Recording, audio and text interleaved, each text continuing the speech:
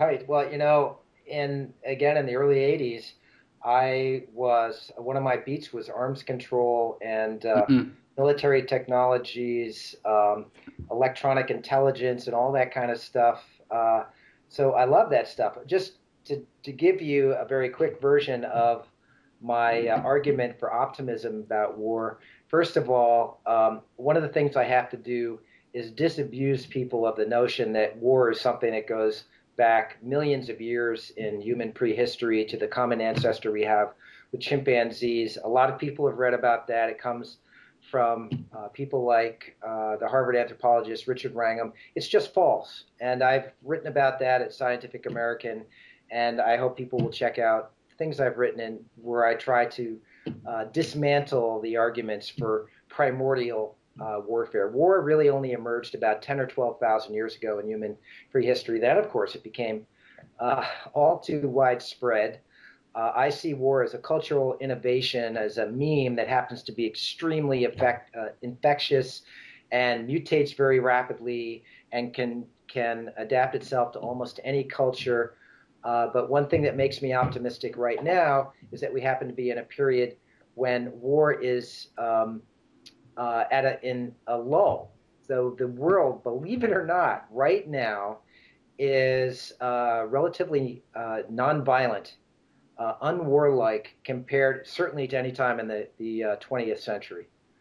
So actual combat casualties have fallen below 50,000 a year on average, over the last 10 years. There are other people who die refugees die of famine and disease that is caused by war, but actual shootings, it's a very small number, especially compared to homicides, which are well over 1 million globally.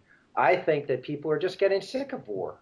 And here's the naive part of me. I think that people are beginning to realize that war is stupid. It's stupid and wasteful. It's a primitive, immature behavior, and that world leaders are beginning to recognize that. I think the United States is certainly part of the problem now, but it can also be part of the solution in getting us past war. The United States military budget is about as much as the rest of the world combined now. So that shows the power we have to be leaders in taking the world beyond war and militarism.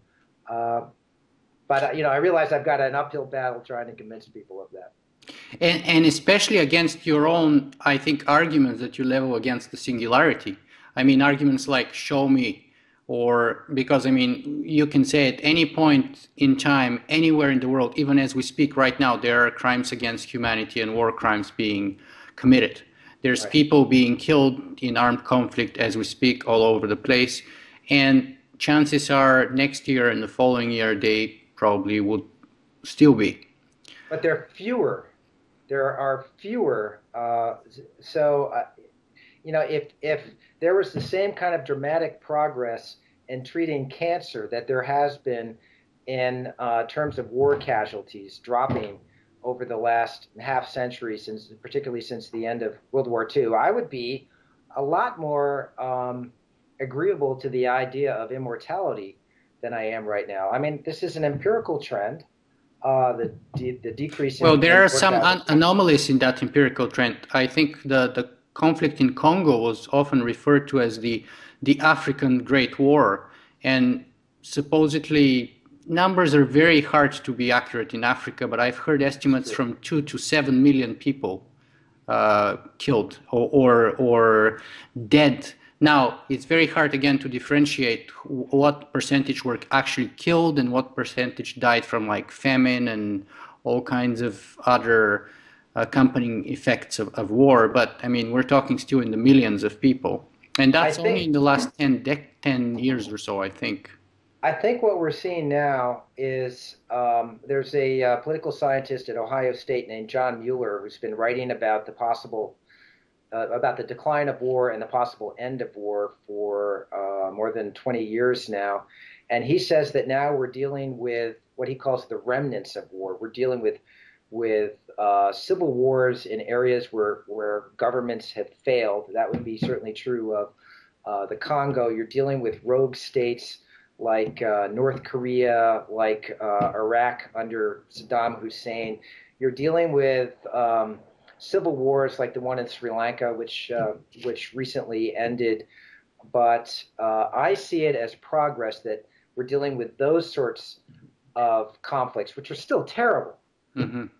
as opposed, but they don't compare to World War II or World War One, or even with the potential for destruction that you could have had if there was a war between the U.S. and the Soviet Union. Another reason I'm optimistic is because the Cold War ended. I mean, who would have thought in 1985? How old are you? I'm 34. You're 34. So, And I grew so up in Eastern Europe in Bulgaria, so I know a lot about the Cold War. yeah. So, I mean, here you are. You're in the United States. Um, you're in Canada, I'm in right? Canada, yes. Yeah. So that you wouldn't have been able to leave uh, Bulgaria probably 30 Absolutely. years ago, Yeah. and the collapse of the Soviet Union happened with virtually no violence at all. Who could possibly have foreseen that? So those sorts of things. The end of apartheid in South Africa also happened relatively nonviolently. So I'm grasping at straws wherever I can and trying to point those out to people to show that there is reason to hope and that we can have faith in human intelligence and decency. Well, I absolutely wish you good luck with that argument, and I absolutely hope you're right on that one. But I'm going to try and bring back our discussion and connect it a little bit more to the singularity again. Hmm. Still not far away from war, though, at least for the next couple of minutes, by asking you about the participation of artificial intelligence or armed machines in war nowadays. I mean, you said that in the 80s DARPA etc. was trying to develop those machines. Well, today they actually have them deployed into the thousands in every kind of battlefield, and the progress and the production and the scaling of those is ramping up all the time, right? And there's even certain kind of policy papers by Congress with certain kind of targets of, automating, say, 50% of such and such forces by such and such date, etc., etc. And there are people being killed today by Reapers and by Raptors and by the Mars and Swords robots and all kinds of other robots. So is that a worrying concern for you that artificial intelligence, however narrow it may be in this point, and stupid artificial intelligence it may be at this point, has the ability to kill people? Yes, it worries me a lot. I bring lecturers to my school uh, several times a semester, and about a year ago, I brought Peter Singer Hmm. to Stevens. So Peter Singer is a security analyst who wrote a book called Wired for War, I think is the name. It's basically just what you're talking about. It's the increasing use of robots and artificial intelligence in warfare, and it's extremely worrisome. And it's created the impression among some people in the Pentagon and elsewhere that we can fight wars without having any casualties on our side. Hmm. And you go back through the history of military technologies, and of course, there's always this effort to find the super weapon that will completely defeat the other side and give you overwhelming superiority. Obviously, we're not winning the war in Afghanistan, even though we have these super machines. Um, Just like and we had relative super machines in Vietnam, and it exactly, didn't have, and supercomputer power and all that, it's it didn't very have. worrisome to me. And what's scary also, just as a matter of historical fact, the inventor of the Gatling gun, Gatling, Yeah. thought that machine guns were so devastating that it would bring an end to war. And then it just meant that the carnage was even greater in World War One. Yeah. The people who created more and more nuclear weapons thought that that would bring an end to war. It's just I feel that we're very fortunate that we haven't had a nuclear war so far. So I certainly don't think that technology is a wild card. I got to admit when it comes to thinking about the end of war. And it provides this terrible temptation, especially for an industrialized nation like the United States, that it can finally vanquish its enemies just through machines. But I hope we're mature enough to realize, and the evidence is already there, that that's not going to work. It's not going to work in the sense of winning the war for our purposes, but it may work in the sense of providing the funding and the research and the testing ground for developing smarter and smarter and smarter machines that Right. have the capability and the sort of design to kill people.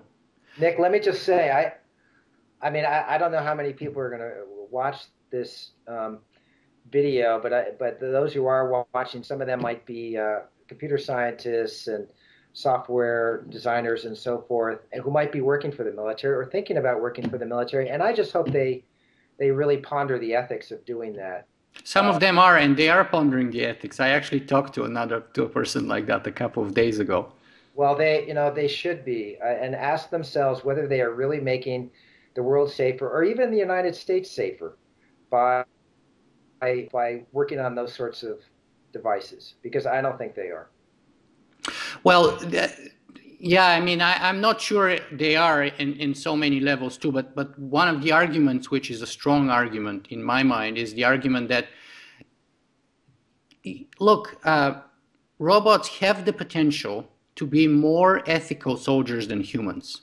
I mean, imagine an 18-year-old kid coming right out of high school and being shipped over to whether it's Vietnam, Iraq, or Afghanistan, it doesn't matter, right? And no matter what kind of equipment you provide to that kid, I mean, I was 18 when I was conscripted in Bulgarian army, so I know how that's why I say kid, because I was a kid at 18, Yes. I think.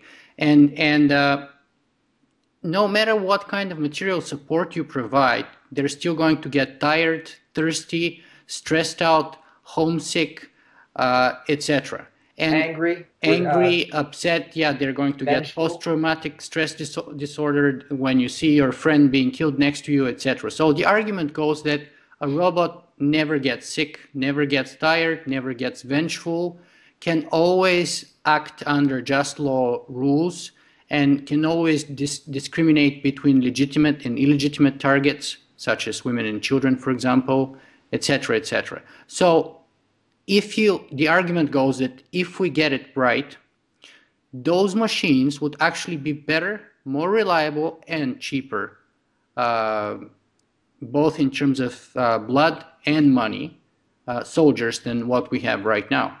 Right. And easier to replace. I've heard those arguments in principle. I think they make sense. But remember, those machines will still be ruled by human commanders, and those commanders can dial the ethics of the machines up or down.